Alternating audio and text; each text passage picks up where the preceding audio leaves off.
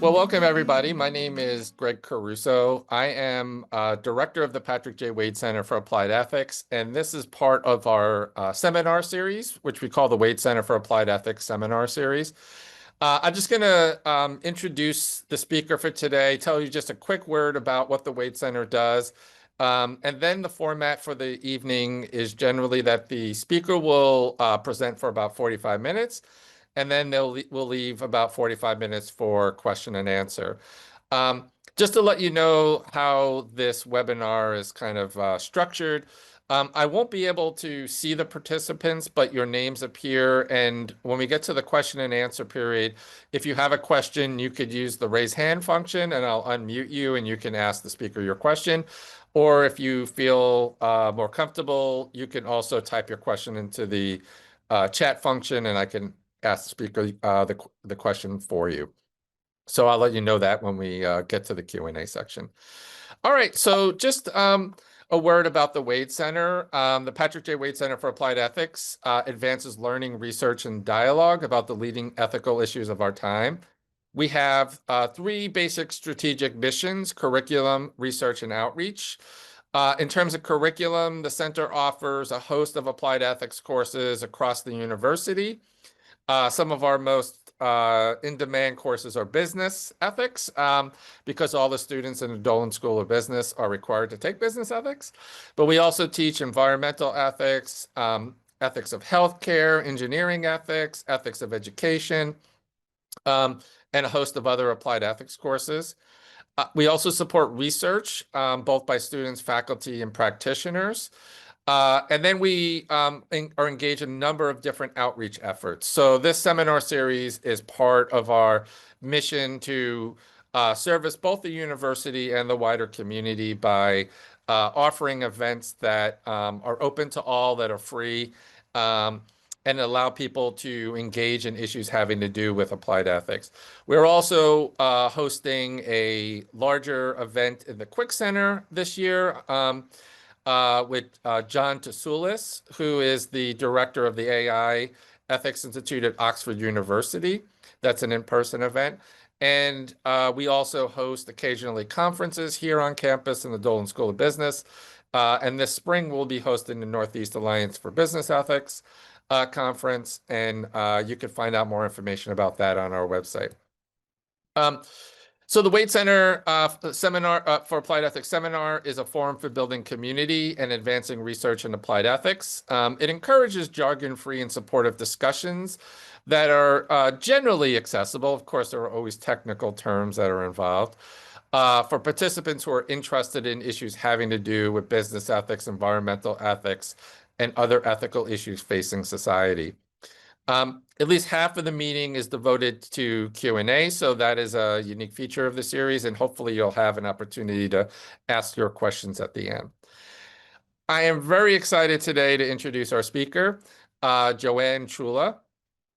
She is professor and director of the Institute for Ethical Leadership at Rutgers University, at the Rutgers School of Business. She's a pioneer in the field of ethical leadership. Her research focuses on ethical challenges of leadership. She's also written extensively on topics in business ethics, such as meaningful work. Before joining the Rutgers Business School, she held the Costin Family Chair in Leadership and Ethics at Jepson School of Leadership Studies, where she was one of the school's founders. Jepson was the first degree-granting liberal arts school of its kind in the world. Professor Chula has held academic positions at Harvard Business School, the Wharton School, and LaSalle University. Her visiting positions include the UNESCO Chair in Leadership Studies at the United Nations International Leadership Academy in Jordan, the Gourley Professor of Business Ethics at the University of Melbourne in Australia, and visiting professorships at the University of Fort Hare in South Africa and at Oxford University, also at the Harvard Kennedy School. And she's also been a Fulbright specialist. So we are very, very excited to have with us such a prestigious and discipline leading scholar in ethical leadership. Thank you for that introduction, and I'm delighted to be here. It's wonderful to have an opportunity to talk about my work with all of you. I'm going to encourage you to ask questions and challenge what I have to say, because that's what makes it fun. I actually like the questions almost better than hearing myself talk. So, what I'm going to talk to you about today is sort of at the intersection of business ethics and leadership ethics. And part of it is research I've been doing on a book which has the working title of Why Leaders Are Unethical. And I've been working on this book for a few years now. And so what I've done is I've put together the background that I want to talk about from that research. And I want to talk about what is going on today in business. If you're like me, you sometimes listen to the news or see the news and wonder, what the heck is going on? So I'm going to try to give you some historical perspective on that and also look at some of the issues that I think are emerging in business ethics and more importantly, in business ethics and more importantly in political ethics as well. I wanted to start with this. I want to talk about corporate courage, but really I'm also probably talking as much about corporate cowardice as I am corporate courage. And you've probably seen in the news, particularly recently, they canceled the Jimmy Kimmel show and they had gotten rid of the Stephen Colbert show. And we see some very interesting conversations going on about the role of government and business and whether or not, this interferes with things like freedom of speech. So Just this, real quick, yeah. Joanne, we could see your desktop if you want to just maximize the screen for. Oh, Yep. thank you. Yes. Okay, great. Now you can see everything, right? It's all covered? Yes. Yes. All right, great. Um, so there's been a lot of discussion about the interface between business and government these days. Government seems to be a lot more involved in what businesses do, what's played in the media. They've become more involved in education. There's a lot of things going on that partly point towards the necessity to think about the notion of autocracy. Autocracy, if you don't know what that is when leaders take over the mechanisms of government. And so they take over the civil service, they take over the justice system and other things, and they consolidate power in that sort of way. What we see in this cartoon, this was a wonderful cartoon, and it's highly significant because it was supposed to run in the Washington Post, but Jeff Bezos, who owns the Washington Post, decided that he couldn't run it. So let me explain the cartoon because it helps you to understand what I want to talk about today.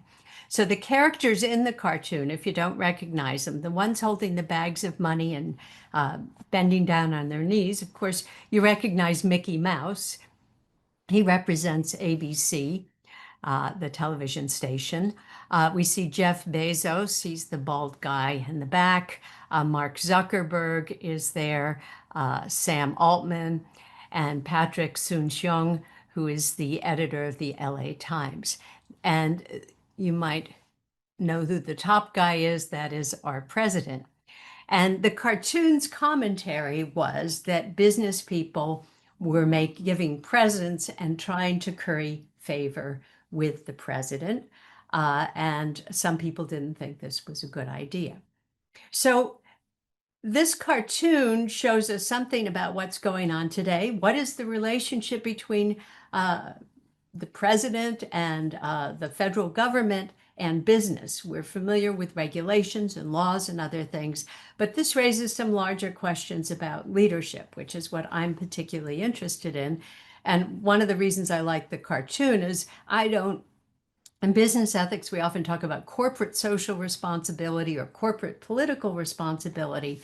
But my interest is actually in the people who run those things. So when you study leadership, you actually look at the people. So we're gonna look at the people and how they behave.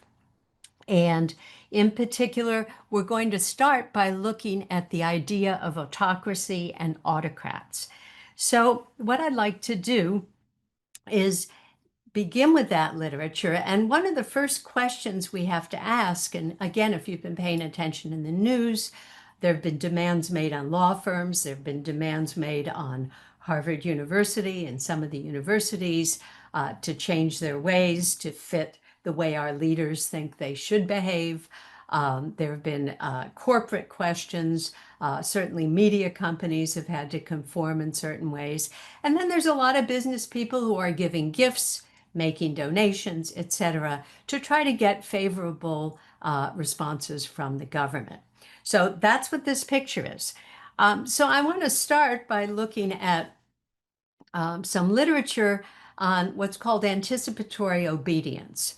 And there's a book by Timothy Snyder on tyranny, and he lists all these rules for what you have to do to fight against tyranny. And one of the things he says is he says when organizations and other groups obey the wishes they think a leader wants, but are not necessary by law or are legally questionable, that's a bad idea. He says, whatever you do, you shouldn't look at what a leader thinks about and believes and then start accommodating those beliefs, especially when they go against the beliefs and values of your organization. So we see that some companies, and one of the cases that I have written about is Target. Um, in advance of the inauguration, Target was a leader in DEI programs. And in advance of the inauguration, they got rid of all of their DEI programs. They stopped funding things like the Gay Pride Parade. They stopped funding scholarships for minorities. They did a whole lot of things which were in anticipation of what they believed the leader believed. And so this is an example of anticipatory obedience. But then there's what's called obeisance. And that is when people, you see the picture here, they kind of grovel and flatter and show all sorts of real and symbolic deference to a leader. And so what I want to look at is what this kind of situation does to leaders themselves, what it's going to mean. So first we're going to turn to, whoops, I'm having a problem here. What I call the wild world of autocrats. And this is a very funny picture. Some of you may not know who all these people are. We got Castro. The guy eating the hoagie is Slobodan Milosevic. But several of these characters are all known for being dictators. So I want to tell you something about my study of autocrats and dictators so that you can sort of understand the kind of mentality that some leaders have who decide to accumulate power, and particularly who decide to take over democratic practices in a society. So in the wild world of autocrats and dictators, I start by Plato. And one of the things that Plato says it's really interesting in the Republic, he says, how do tyrants come into being? And he says, well, tyrants evolve from democracy, from the insatiable desire for wealth and the neglect of other things for the sake of money making. And he says that's what destroys democracy. So it's kind of interesting, is it money making and apathy that, we're concerned with and we don't really pay attention to our political system? He goes on to say one of the things that democracy has an insatiable desire for is freedom. And it says in a democratic society, people want freedom. And because of their desire for freedom, they often end up with dictatorship. Now, that seems like a very puzzling thing. And he says, why? And he says, in a democratic society, the thirst for freedom, sometimes the leaders get bad cupbearers and they get drunk by drinking more than they should of unmixed wine of freedom. And unless rulers are very pliable and provide plenty of freedom, they are punished by the city and accused of being accursed oligarchs. In other words, people want freedom. They sometimes, if we think of business, want freedom from regulation and other things, and can become very desirable of their particular freedom, sometimes to the destruction of democracy. So other political scientists have written about this notion of how do we end up with autocracy. One book called Political Plasticity and the Future of Democracy, Dictatorship and the Rise of 20th Century Authoritarianism talks about how the increasing consolidation of wealth is one of the reasons that there is the emergence of autocratic leaders in the 20th and 21st century. In addition to this, there's some other interesting things that happen that lead to autocracy. He notices that religion has not declined in politics, even though it's declined in society. And that one of the reasons why autocrats are often aligned with religion is because where social networks may have broken down in other segments of society, they're still very strong in religious groups. So religious groups can, not always certainly, be in support of autocratic leaders. The other interesting thing about autocratic leaders, and it would probably include most of the people in this picture and others, is that they don't really care if people believe their lies. They tell their lies to instill fear. So there's always a relationship between fear of various things. So in business, it could be fear of being put out of business. For other people, it might be fear of losing your job. It can be all sorts of things. And this is the opinion of a writer named Anne Applebaum, who wrote a book called Autocracy, Inc. There are few autocrats who are benevolent, and some of them tend to get a little bit worse as they get in office. Actually, they get a lot worse. Going back to ancient times, Mary Beard, the classicist, writes about some of the emperors of Rome. Rome, if you know, has had a whole bunch of emperors, in part because their emperors never lasted long. They last a couple years, some only lasted a few months. And usually they were assassinated because the Roman emperors, I mean, Rome was a democracy and they ended up losing their democracy to emperors. But basically in Rome, they didn't like their emperors. One of them, I mean, some of the stories she tells are very funny. For example, there was one emperor of Rome who was a 14-year-old Syrian teenager, and he was emperor of Rome between 218 and 222. And emperors often had very idiosyncratic behaviors. He decided he would have themed dinners, and he was famous for his themed dinners. So, for example, he'd have a dinner where there'd be all bald men, or he'd have a dinner where he'd have all fat men. He never wore the same pair of shoes twice. Sounds a little like Imelda Marcos. He married a Vestal virgin. If you know anything about that, Vestal virgins are religious virgins. You're certainly not supposed to marry them. He served things like flamingo brains to his guests. So he had all of these incredible eccentricities. More current times, we find that there are autocrats who, for example, think that Idi Amin thought he was the king of Scotland. And what happens with a lot of autocrats is time goes on and it doesn't take long. Because of the kind of isolation they start to get, they become surrounded by people who confirm any kind of aberrant worldview they have. Their touch with reality can slip away. So these are some of the crazy ones. One of my favorite autocrats is a man named Francisco Lopez, who was the president of Paraguay. This is a history few people know, but it serves to show you what can happen when an autocrat becomes so isolated and delusional about what he's doing. He got involved in a war with Argentina and Brazil, two bigger countries with much more military force than it had. In that war, which kept going on, he lost 60% of his population, and 9 out of every 10 adult males were killed. In the last years of the war, he was recruiting children as young as 12 and women to fight.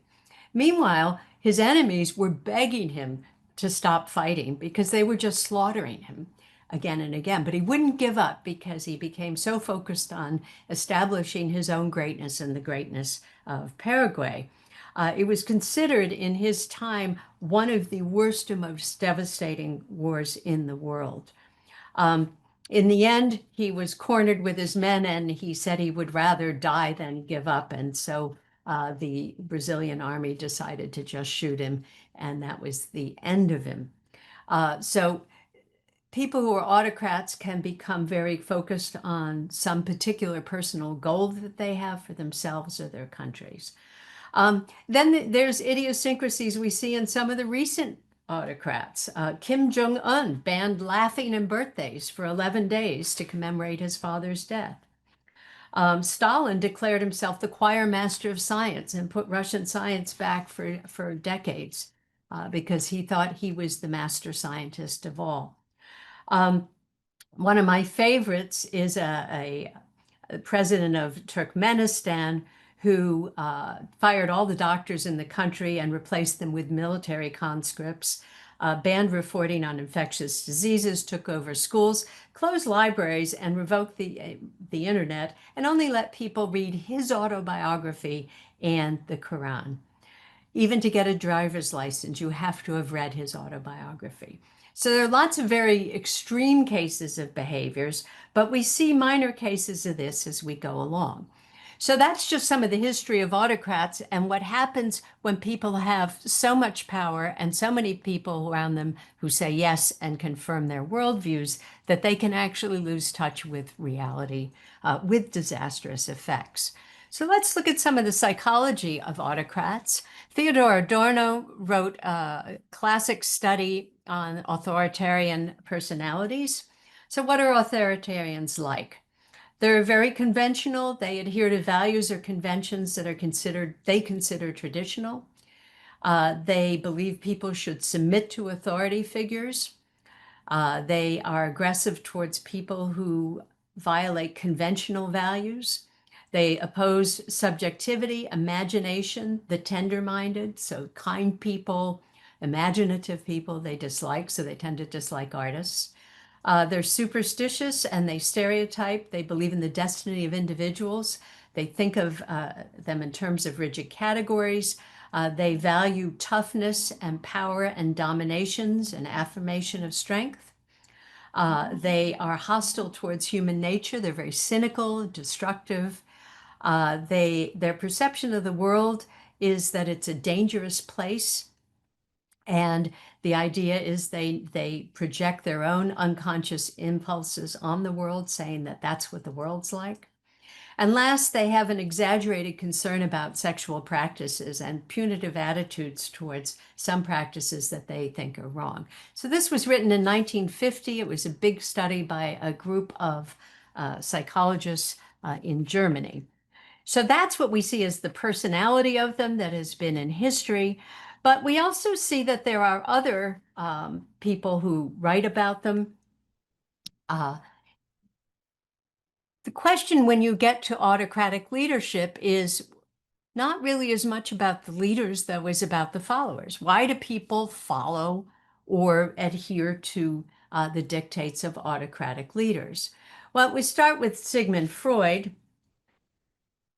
And Freud said it's love. And of course, if you know anything about Freud, what Freud said was that some people love autocrats, particularly their enablers or the people who work with them. And he traces this back to the family. They say that members of that group tend to be in need of the illusion that they are equally and justly loved by their leaders. But the leader doesn't necessarily have to love them. And though he may be of a masterful nature or absolutely narcissistic, confident, and self-independent, autocratic leaders often have followers close to them, adherents who see them as a father figure and want his approval. I'm saying his because I'm not talking about any female autocratic leaders, in case you're wondering. To my knowledge, there haven't been too many in history. I think there have been a couple, but none that kind of fit the bill that we're talking about. So that's one aspect, what Freud says. The other is death. And this is really interesting. The psychologist Otto Rank and then Ernest Becker both talked about death anxiety, or what they call mortality salience. We all know we're going to die. And because we know we're going to die, we fight that knowledge of death with our beliefs and our values that give our lives meaning, Our self-worth and comfort we find in relationships. So both of these psychologists said the fear of death drives us to behave in a variety of different ways and to respond in different ways, which leads us to the notion of fear.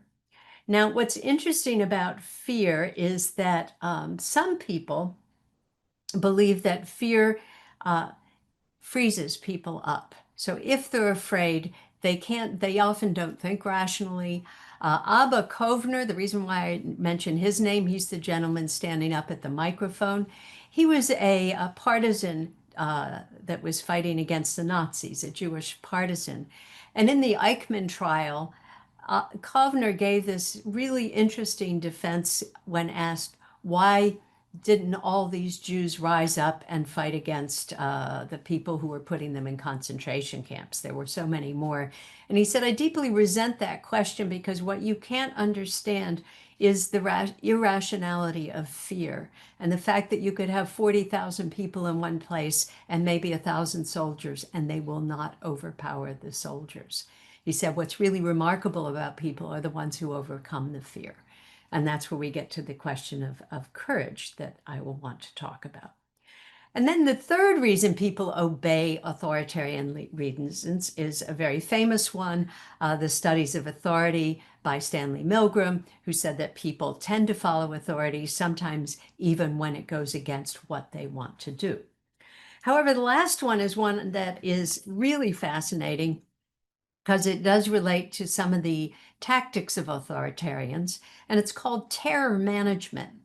And these are a series of experiments that draw on the work of Otto Rank and Ernest Becker.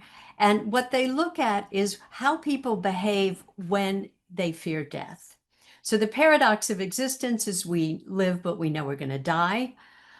Terror management is that we use cultural worldviews as buffers, and that self-esteem we use as a measure of cultural value, and that there is this mortality salience. So what all this means is they would do these experiments, and these are fascinating to look at if you're interested in them.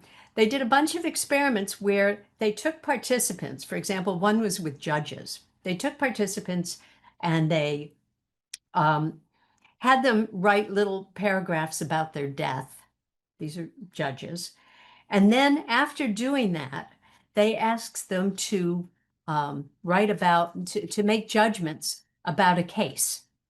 And what's interesting is the ones that wrote about death, the other ones wrote about a neutral subject. The ones that wrote about death gave a much higher sentence in the case than the ones that didn't write about death.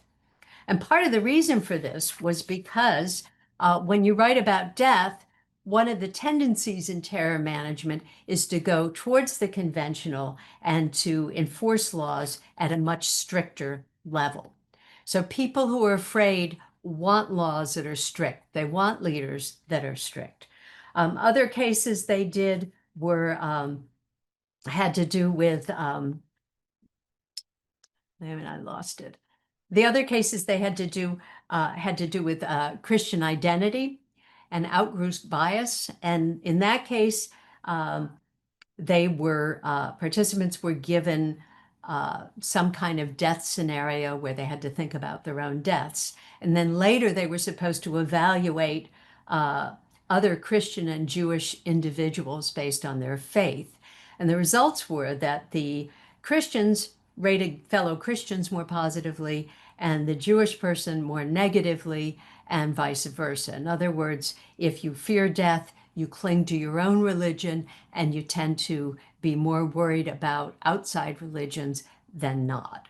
So these experiments were fascinating and reflect a lot about politics, because if you get people afraid, they're much more willing to side with leaders who have more authority.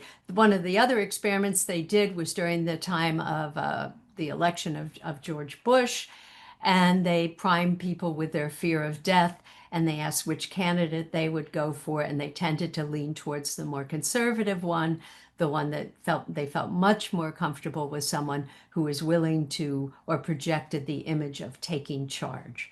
So this explains a lot about our politics, but let's shift over to what we want to talk about today, and that is businesses. So, um, another question is, so is obedience the best strategy? So if you're a business like the media companies we've just read about this weekend, is it best to just do what the leader has to say? If they tell you to take Jimmy Kimmel off TV, you take Jimmy Kimmel off TV for a bunch of self-interested reasons and business reasons, etc. And certainly businesses have to look after their well-being. Well, it's sort of interesting to look at whether this is a good strategy, because there are lots of cases in history where it's a bad one. So these are two books, both by Henry Ashby Turner Jr., who is a scholar of Nazi Germany, who studied the relationship between big business and Hitler. And what he found is in the second picture, you'll see Hitler being held up by an industrialist, and the industrialist is a man named Thysens. And Thysens was he was the Elon Musk of his day. Basically, he's the richest man in Germany. He owned coal and iron forges, etc. So he was super rich. And he hitched his star to Hitler. And in this cartoon, they thought he would manage Hitler. But what businesses soon find is when they work with autocrats, the autocrat usually it doesn't end up well for them. And the autocrat usually ends up gaining what they want. So Theusen was very supportive of Hitler until Hitler went to war, and then Theusen was against it, and he left the country. Hitler had him arrested, and he ended up in a concentration camp. So the richest man in Germany thought he was going to do some good business with Hitler, ended up in a concentration camp. We also see that there are other leaders. Um, Mikhail Khodorkovsky, the Russian leader, another very, very rich oligarch.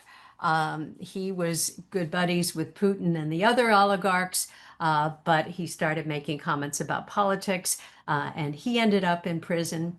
In China, Jack Ma, also the richest guy in China, was making a lot of money, started Alibaba, which is the equivalent of their Amazon, and was doing great things, but he made a few comments about how the government was running the economy, and he disappeared for 3 years. Nobody knew where he went. He just disappeared.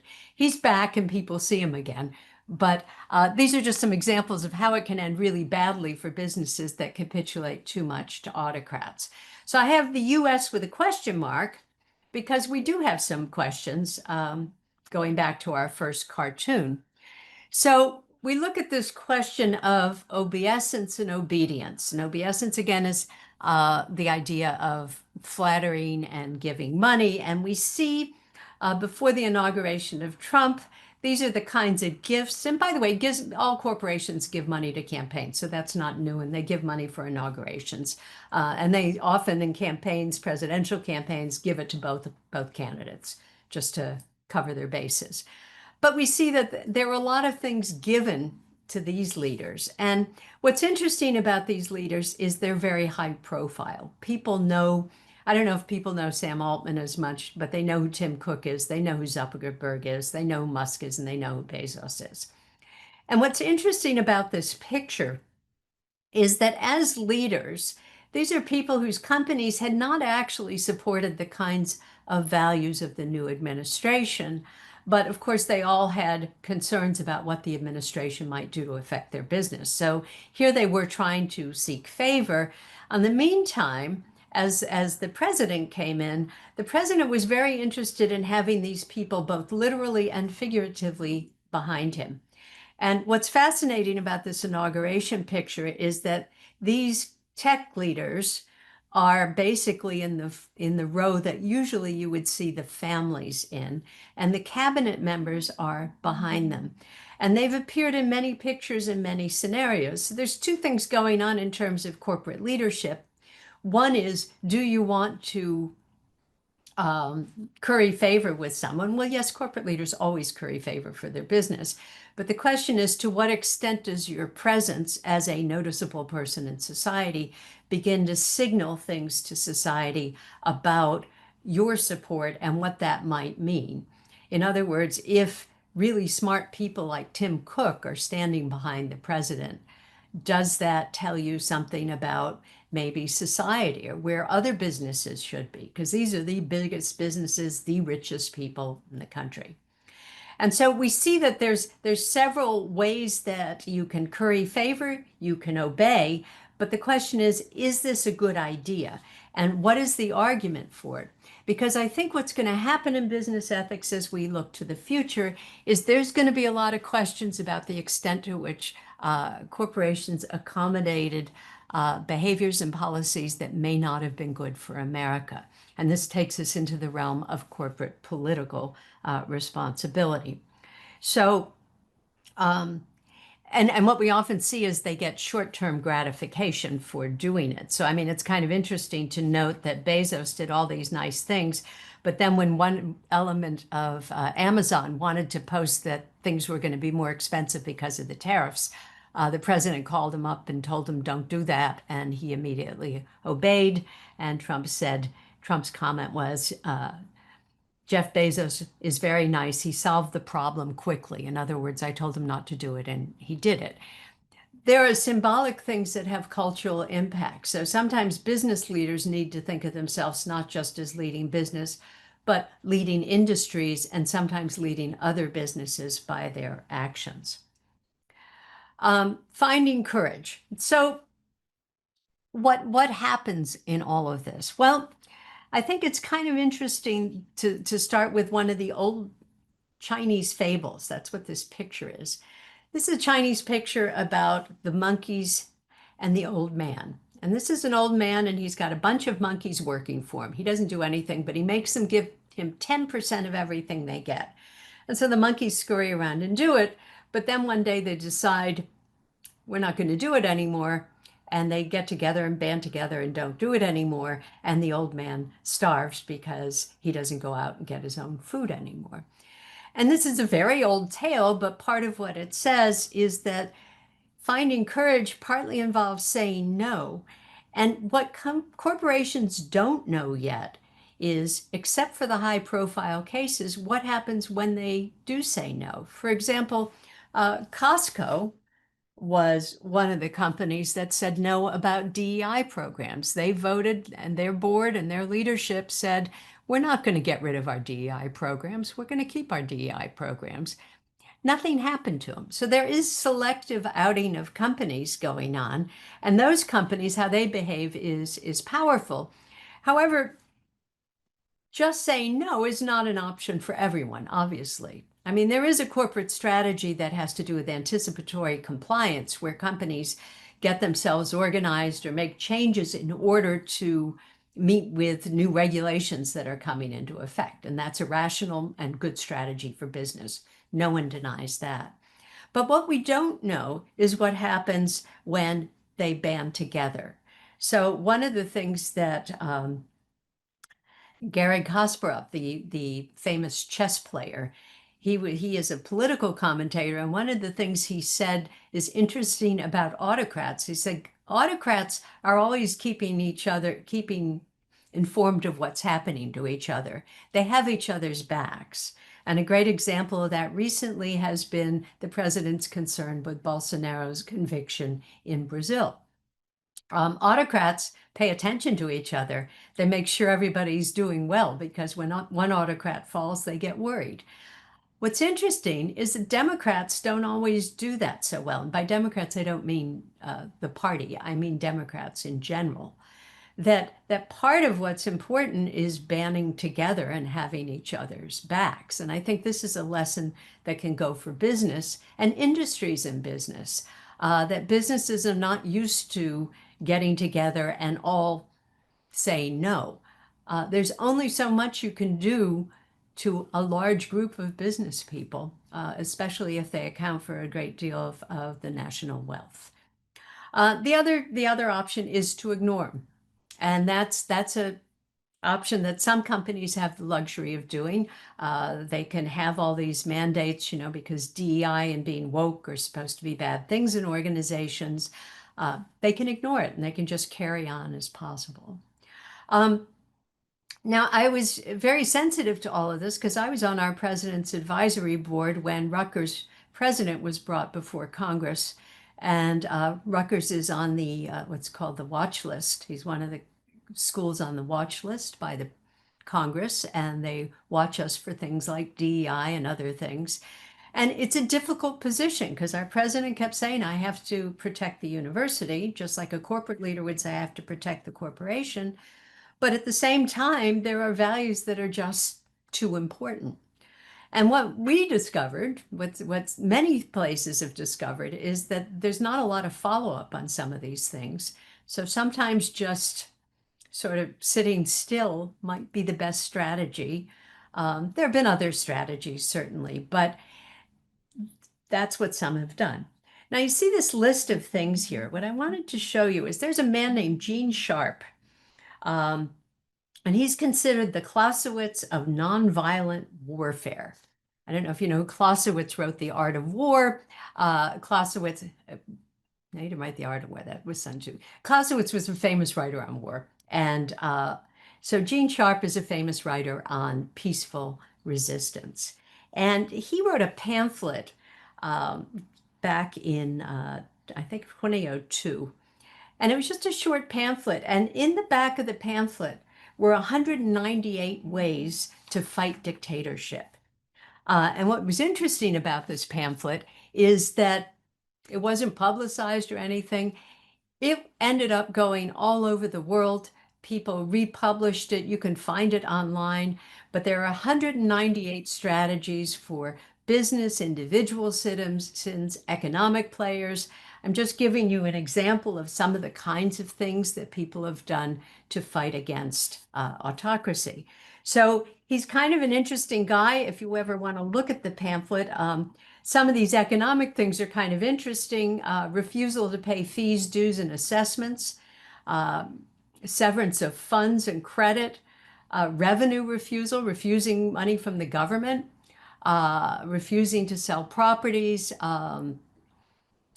boycotting certain traders. I mean, there's all sorts of things that he suggests that people can do. Not that you would do all of them, and not that it's possible you could do all of them. But it's kind of worth thinking about them as we think about the future, what businesses should be doing. And the reason for all of this, why do I care about this? Because it's one thing to say it's just smart business and smart strategy to go by the leader's playbook, but it does erode democracy in many ways.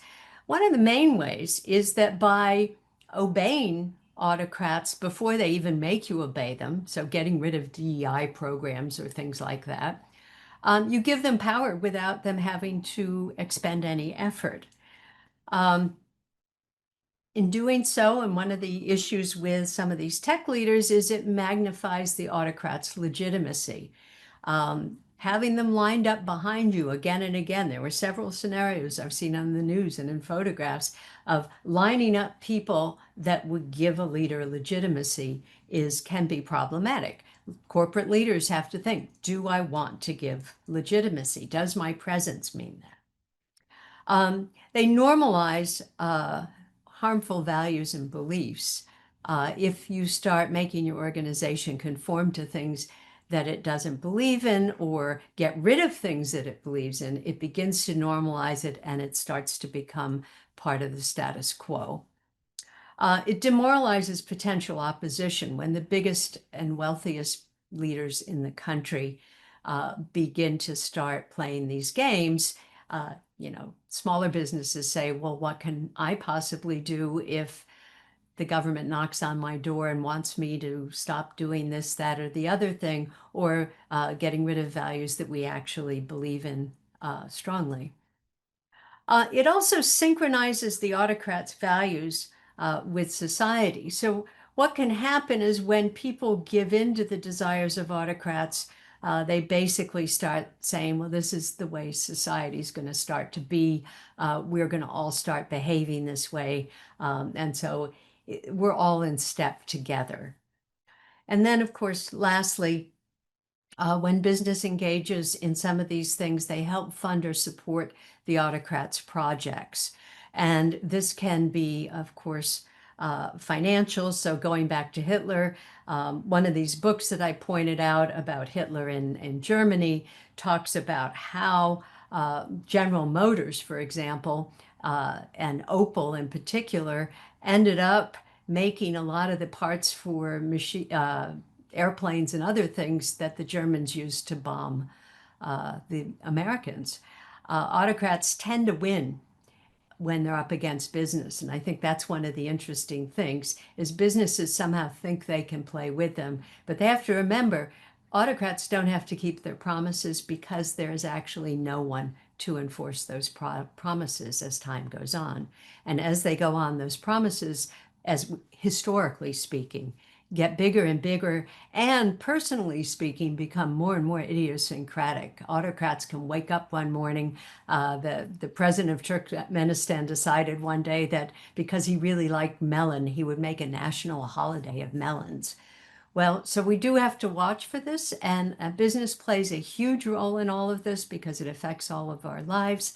And I think as time goes on, there will be cases in business ethics about the degree to which businesses gave up important values that involve things like human rights and human dignity and what that means for the future of organizations.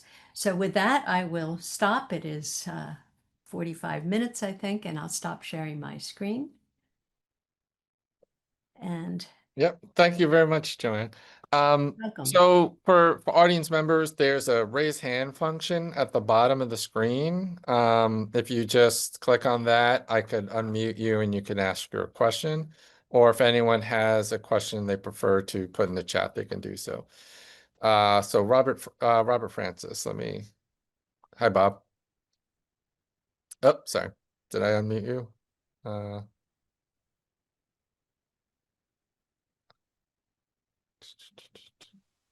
Can you hear me? Yep, can hear you now. Okay. All right. Thanks, Greg.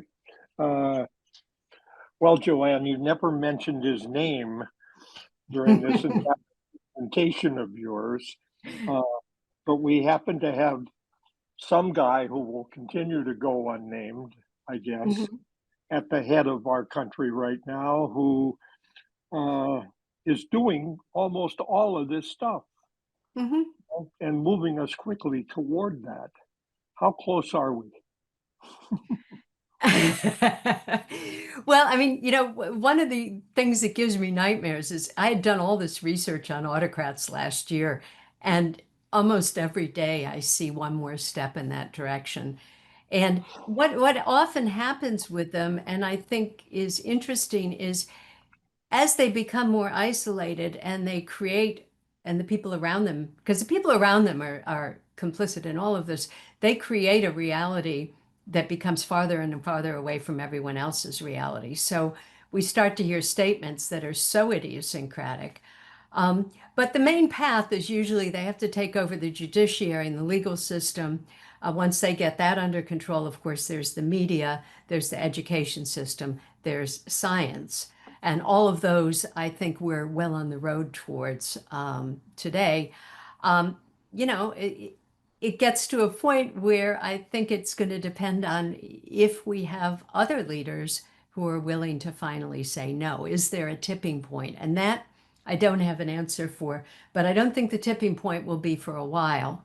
Um, I mean, if the Democrats take over the House and the Senate again, something may go on, but I think it's not just the Democrats. I think it's got to be both parties that have to decide enough is enough. Yeah, thank you. Any other questions? There's 50 or so of you out there, so someone should have a question. I see a hand. Let me see where it is. Oh, George. Yep. Yeah, I was just before in you before in the presentation you talked about anticipatory obedience. And you talked about Target and how Target was taking proactive steps to unfund the gay pride parades and stuff like that. Do you think that they do it out of fear, or do you think that they try to do it out of hope that the federal government will help them in a way or not hurt them? Not hurt them. Well, not hurt them is fear. Yeah. And the reason why Target's significant, I don't want to pick on Target ever since 2003 has been the leader in DEI initiatives. And DEI initiatives are more than hiring practices. DEI initiatives are scholarships for minorities. They're money for minority-owned businesses. They're gay pride events. There's a whole variety, a package of what we would call CSR, corporate social responsibility initiatives. So Target is the paradigm. And yes, I think they're afraid.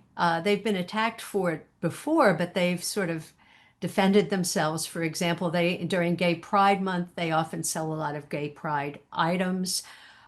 During the controversy over bathrooms for trans people, they kept having neutral bathrooms in their businesses. So they've been very active in doing these things. And that's why for the retail business, when they did this, it was like a huge shock. And when they gave the justification for it, it did sound like they were kind of afraid. Okay. All right. Okay. There's a question in the chat. I'll read it. It's from Lillian Kroll. Why do autocrats always seem to win against business despite businesses controlling wealth and resources? Because autocrats get to make their own rules. And so normally businesses, yes, they have money and resources, but autocrats are, I mean, look at the leverage of having control over regulatory agencies, the leverage of having control over the Department of Justice. And then, of course, no one chains them in. I mean, that's why Hitler ran rings about General Motors, for example. And General Motors, ended up making weapons for Hitler, and there wasn't a whole lot they could do. And then the other thing is autocrats don't have to keep their promises. There's nobody to make them keep their promises. So you shouldn't make deals with people you can't trust to do that. And I think that's the other thing that businesses often learn. So money, as great as it is, I mean, I think Elon Musk is going to be our big test case. And he has a lot of government contracts. He's a brilliant guy. He's a rich guy. But those government contracts can go away quickly. Regulatory agencies can jump all over his businesses. I mean, there can be a whole lot of things happening. Electric cars, I mean, they're already not giving tax breaks for electric cars. So there's a whole lot an autocrat can do to a rich person. And the Germans thought that this rich guy was going to have Hitler as their puppet, and boy, were they wrong about that. So the next question is from Tone. I'll unmute you, I think. Wait, can you hear me? Yes, we can hear you. Okay, it's Tone, by the way, but Oh, thank sorry. no worries, no worries. Yeah. So I had a question about fear and kind of power. So you did mention a lot of like old leaders, both like historically, but also like leaders at the moment. And I feel like you kind of emphasize the feeling of fear and how a lot of like I don't know, like powerful people kind of use the fear of other people to like rule over them. But how can we like conquer out that feeling of fear? Like is there some kind of way that we can use something else that is stronger than fear to lead Yes. people? Sorry. That's an excellent question. It's a really important question of how you overcome fear. And one of the ways you overcome fear is the simplest by banding together. And that's what business doesn't do. And when we look again, I mean, the reason why it's interesting to look at history is you can sort of start seeing, first of all, not only how autocrats behave, but how people got rid of autocrats. And so one of the overcoming fear means, first of all, don't isolate yourself. And autocrats they want to make individual deals with everybody because they don't want people coming together. And they do what they can to prevent them from coming together. So bringing people together is probably one of the key ways you overcome an autocrat. And with the other thing is just saying no. The problem is, again, if enough people say no, autocrats can't fight all of those battles. I mean, as many court cases that are going on right now, you can't take on all the major businesses in America in court. And so if they band together, you'd have a critical mass of people who probably would make it undoable. So that's how we get rid of fear, is by not being alone. Okay. There's an anonymous comment. Mhm. I guess it says, I respect the points raised, though I felt there was strong criticism directed at President Trump. Supporters would argue that his administration focused on deregulation, tax cuts, helping businesses thrive, and gave them more freedom.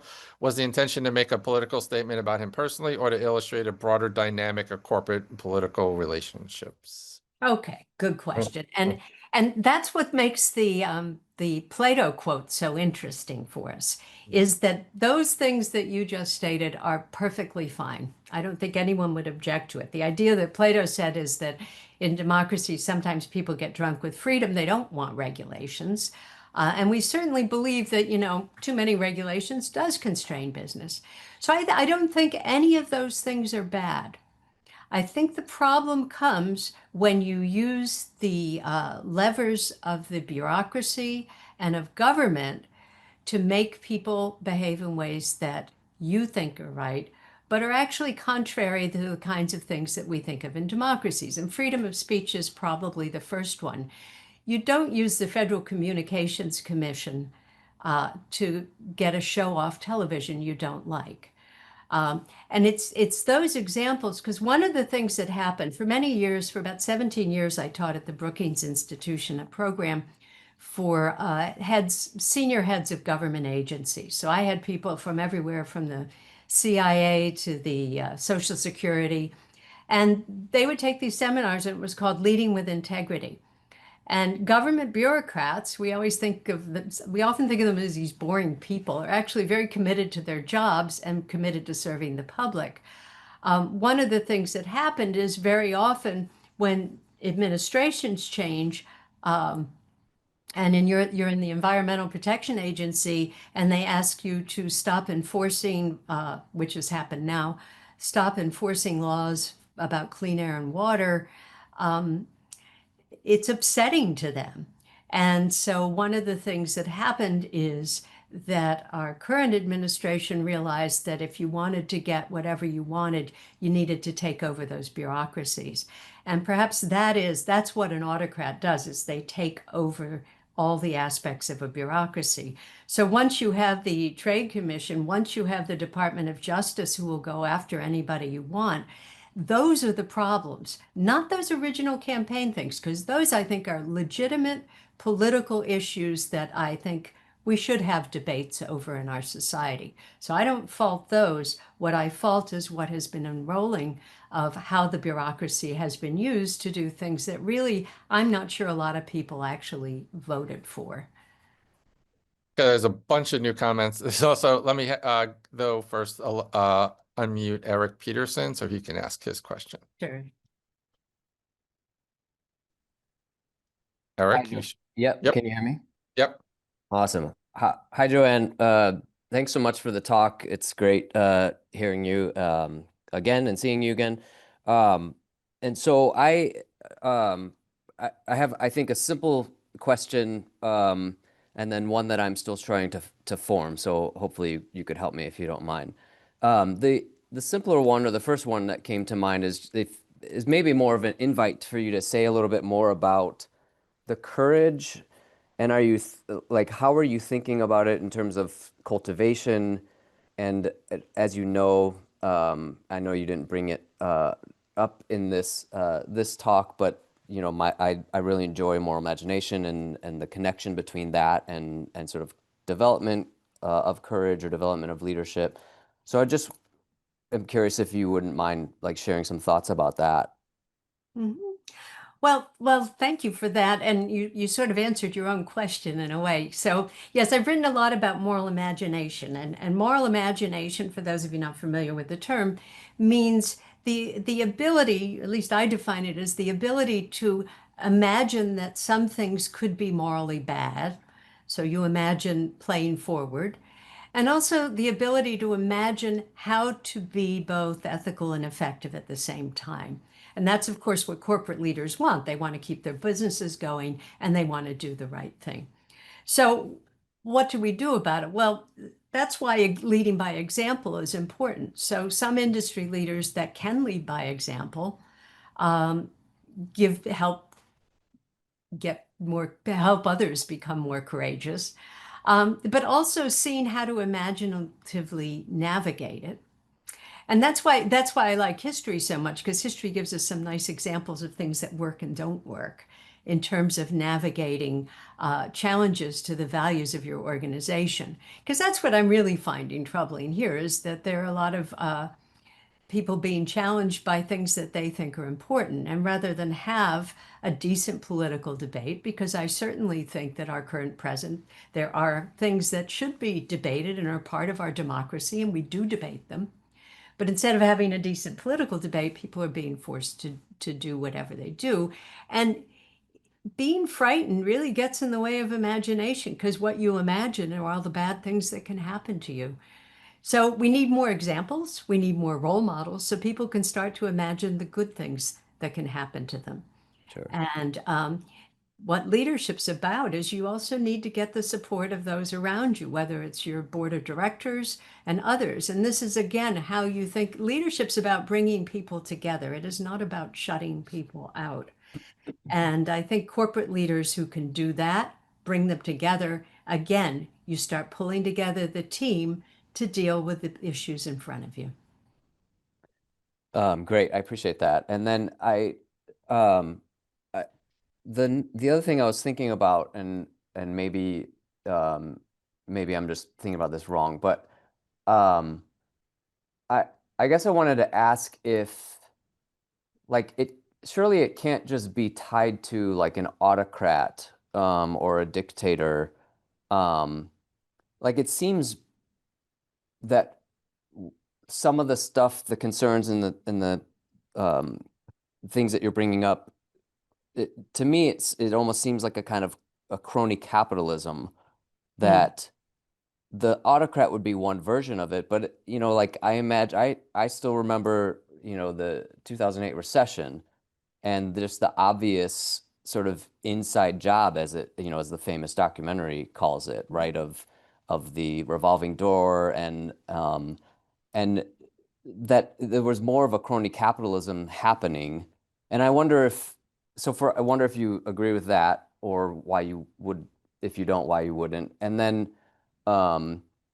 if that's the case, if this might be a kind of argument that pushes back, or that might be used to be critical of some CSR, right? Because maybe we got to go back to a kind of like, business is the business of business, and government is doing government, and try to get away from this sort of crony capitalism or statism or whatnot.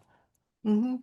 Well, I mean, it is a kind of crony capitalism, but remember, my concern with autocracy is the takeover of the bureaucracies that regulate our lives, whether it's the Institutes of Health or the Center for Disease Control or the Department of Justice.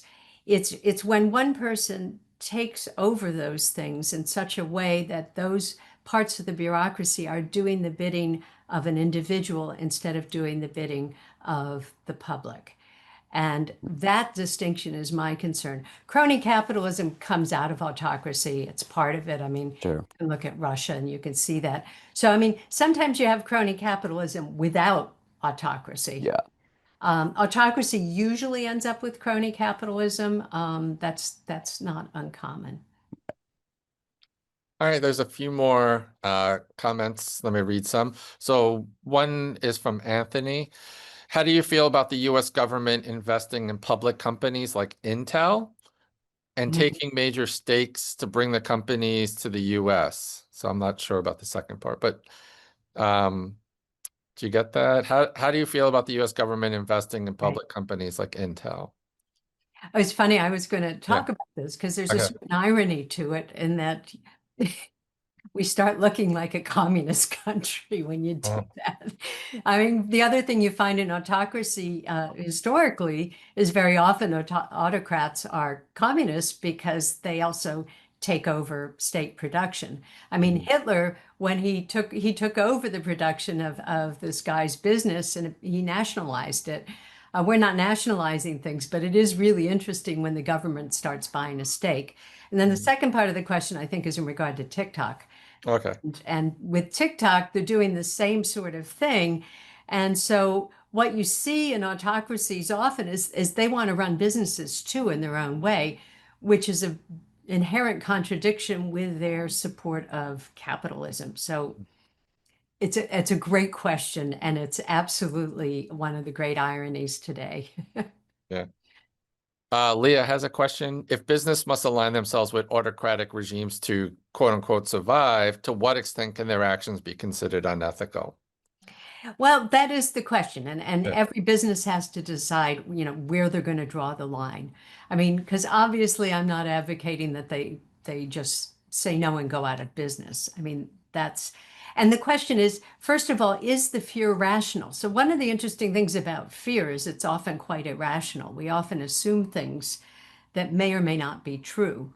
You're afraid as a whistleblower of saying anything because you'll get fired, but that may not necessarily be what happens if you say something. Mhm. So we don't know if in a lot of cases they're going to go out of business. We don't know how far they'll be pursued.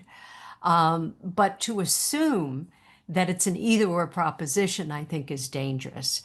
And I think down the line, when we look back on this period of history, certainly when people look back in Nazi Germany, they really did look at what roles various businesses played in regard to Hitler. And that's still a strong legacy of companies like Volkswagen. IBM operated, sometimes right outside of concentration camps. So I don't know if it'll ever get that bad in this country. I mean, we're not Nazi Germany, but I think that people will look at companies and say, well, you gave up on this and now, no DEI, no concern whatsoever for having any diversity in your organization. So now you're an all white organization because you just did what somebody said and dropped all of your other values. They might be looked at unfavorably. On the other hand, maybe nobody will care because Americans tend to just get on with their lives and want to forget things. We're very bad with history in this country. We tend to just move on. So I don't know. And I think that's the open question. But in the meantime, I think how businesses do it, what they give up, how much they capitulate that violates certain values, whether they're human rights or other individual freedoms or other things or environmental laws. I mean, if the environmental laws continue to be stripped away as they are right now, we may be in a position where it'll be interesting to look at companies that, they're not enforcing pollution in the air and water, past violations of them. Would a company say, okay, so now we don't have to worry about polluting and act accordingly? Well, I think strategically that'd be a dumb move because eventually probably someone will come in and enforce them. But at the same time, if they did, or labor violations or safety violations. There's any number of things that if you're deregulated to the point where you don't have to do them, the real question, and here's where business ethics gets interesting. If nobody's forcing you to do something that you think is good, are you going to do it? Mm. And that's always been the question in business ethics is, it's like, are you going to be ethical when nobody's watching? Yeah. Yeah, Leah's question had me thinking about courage, and sort of that's in the title, right? And leadership. And I think of courage like in the Aristotelian sense, like going back to Aristotle and virtue ethics. And it sort of lies between two extremes, is Right. his mean theory of all virtues kind of lies between two extremes.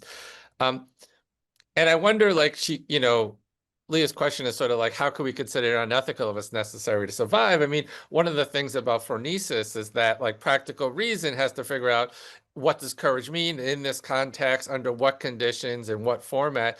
And I think of that in light of those three propositions you gave: just say no, band together, ignore. And it's a very curious thing in terms of like ethical leadership right now, what courage will look like, how to manifest itself. And I think all institutions, like the president of Rutgers and the president of a lot of institutions, um, are doing different ways of expressing courage. So I wonder if you have a thought on how you prioritize or how you value or judge their actions. So like one of the things I hear over and over again is we'll just keep on doing what we're doing. We just won't call it DEI, right? Mhm. So or we'll just keep on sticking to our values, but we'll change the terminology. Um, Mhm. um, and I wonder, like, okay, that's courage in a kind of like crafty sense of like keeping my values but not speaking out. But Mhm. we might also judge that as not courageous enough in the fact that by doing so, you're allowing other companies to get the false impression of Right. preventive capitulation. So I guess like, how do we cash out courage in this current climate when it can mean different things and everyone's just trying to survive in a context where there's uncertainty? Well, I mean, here's where I think what I call industry leadership is Yeah. important.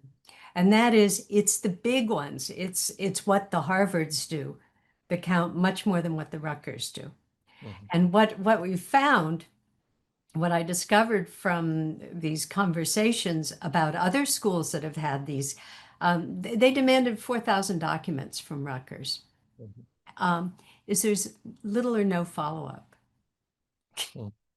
And that's what I mean by how much can they do? Now, the Harvards, of course, they're going to follow up. They're Mhm. going to go after the big ones, the Paramounts, and all, those are law cases. And it really matters how they behave because they are the role models. The other ones, I think that practical wisdom comes into play. Not much has changed at Rutgers. We didn't Mhm. lose funding. Um, to follow up on all of these cases and to make sure people are doing it, it's not really possible. So Mhm. there's a really practical element to all of this that I think is worth considering. But when you're afraid, you only imagine that the monster's going to come and get you and they're going to watch you and they're going to do all of these things to you. And it's only the big guns that they watch. Mhm. There's a anonymous quote, anonymous comment again, pushing back on DEI. So, would you consider the forced implementation of DEI to be a democratic version of forced cultural change? Mhm. Yeah, and I use DEI as an example because, of course, that is one of the things that has been uh, under question and attack. And I don't think DEI in all its manifestations has been great. I actually never even liked the term itself. Um, so I think that, yeah, it can be forced, and that's not good either. I mean, getting back to the Aristotelian point of view, too much of anything is not good. And convincing people that diversity is good is one thing. Forcing it on them, there's a lot of DEI initiatives that didn't work or actually had the opposite effect of making people bad. So yes, you can go overboard in either direction. And I think the question is, of course, we're always looking for that Aristotelian mean between Yeah. extremes. Another question, Navan, I hope I'm saying your name right. What are the risks and consequences of an autocratic leader becoming isolated from the outside world, and how does it impact their followers? Oh, extremely dangerous because they do tend to become isolated from the outside world. And by outside world, I don't mean it literally, I mean it figuratively. The more they're surrounded by people who tell them what they want to hear, um, or only tell them what people are saying that is positive towards them, or never challenge crazy things they say, they begin to build their own reality. And that is incredibly dangerous. And so right now, I mean, if you're talking about the real world, the international world, that kind of isolation is not good for anybody. It's certainly not good for the country or the economy. I think we all have come to believe that economics is so interdependent on other places that it's a dangerous thing to do. It's desirable because autocrats really want to have their own world in many ways. And what eventually happens is with a lot of them that I've studied is they become increasingly idiosyncratic, increasingly odd in terms of what they want, what they see, what they see as reality. And Mhm. so they're no longer lying anymore because they come to believe what they're saying. and what they're saying is often not true. And that's why I gave you a couple examples in my talk. Yeah. If I could ask a question, let me see if there's any other hands right now. So interesting. So we obviously leadership and corporate leadership is extremely important. When that leadership is absent, how what role, like, so a lot of times I talk to my students about the fact that like the markets can work appropriately in some contexts where people could put pressure on that lack of leadership, that vacuum. So like Disney made a choice. And who knows what the reversal of that choice, like what the real motivation was. But I know that a lot of people unsubscribed from Disney. And then there were petitions with hundreds of thousands of people.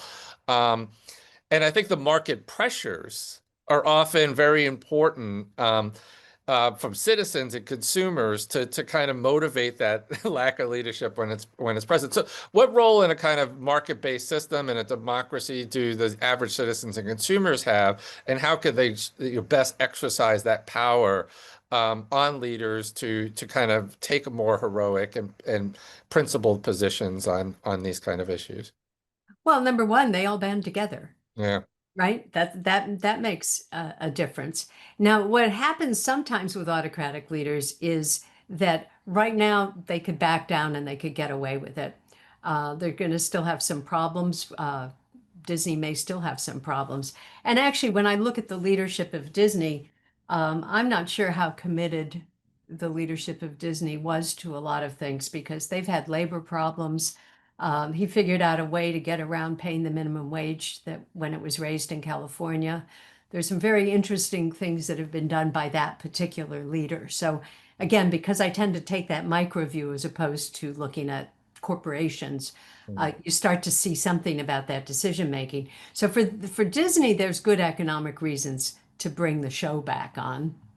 However, there may come a time when autocrats actually were willing to go against economic interests to push their view, and that gets interesting. So we'll have to see if this merger is going to be approved. It looks like the people who own the TV stations are still holding the hard line on it, and so they're probably fine. So Disney can get away with it, and they can capitulate in their own way because I think many of them have some of the same beliefs and values. So, but it does get interesting when autocrats start behaving Stalin is a really great example. Stalin did a whole bunch of things that were so stupid for their economy, but he thought they were right. And he saw that he ruined agriculture, basically. They were starving. There was a huge starvation in Russia.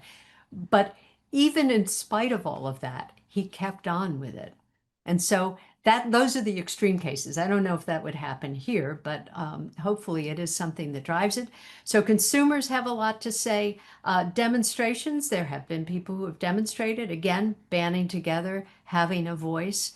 And we see it in other countries. I mean, other countries, people have taken to the streets. Even in Israel, their own people in a time of war have taken to the streets because they thought that what the government was doing was unethical. I mean, that was really, those were moral demonstrations. So everywhere in the world, we see people when they band together, that's how you overthrow autocrats. And the only other way, hopefully, is if our democracy stays in place, and I believe it will, you vote them out. That's how we do things in this world. But you need grassroots organization and all of those kinds of things, and you need industry groups to get together. And so I'm waiting to see industry groups to get together because I think that's where they can gain their greatest strength and leverage. One last chance to ask a question. Otherwise, I don't see any hands. I will thank you, Joanne, for your time and your participation. It's been a wonderful time having you here, and thank you for your presentation and for answering questions from students. So thank you for being. Okay, and thank Yeah. all the students for such great questions. Yeah. It's nice to hear from you. Yep. I'll be in touch. Thanks. Okay, take care. Bye-bye. Bye.